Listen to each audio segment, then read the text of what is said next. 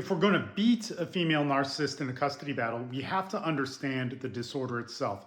And we don't want to get too deep into it because it'll distract us from the real answer, but we need to use her psychology so that we can use it against her because she can't control it because it's a personality disorder. NPD is not intelligence.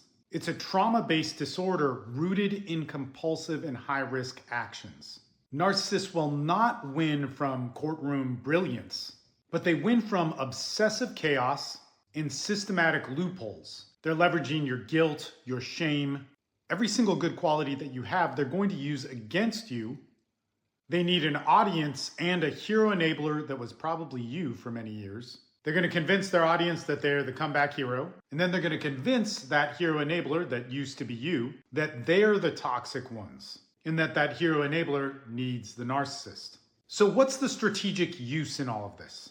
So look, it's a compulsive disorder, so we can predict what they're going to do. The problem is they've manipulated you. You can't see it, and you're actually trained by them to feel sorry for them, see the good sides in them, give them the benefit of the doubt. The problem is in a custody battle, they don't pull any punches, and you're pulling every single one of them. Now, that doesn't mean you need to punch harder or be mean. You need to start understanding what triggers them. When they're triggered, they're going to go in an exact direction. You need to start understanding what exactly she's rebelling against, which is usually the archetype of the abuser.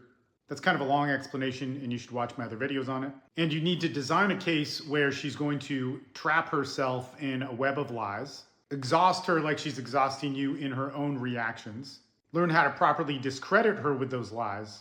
And because it's a compulsive disorder, she has no choice in it. If you set it up right, she's going to fall into those traps. Now look, we don't want to overanalyze too much because it keeps us away from the solution. We need to look steadfast at this case.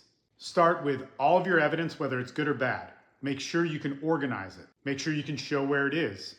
We need to match it to the statutes, and we need to put pressure on her in the right ways so she fails. Because their compulsion is reactive, they're not good for the long game. They're really good at the short game, and they'll draw it out and convince you that it's going to go on forever. But they're impatient, compulsive people. Now, there's a ton of information on this. Check out the pinned videos on my TikTok. They're going to help you out in the long format videos on YouTube that break all this stuff down. You can win this. I have the proof of it. We do it over and over again every single day. And it's really, really hard.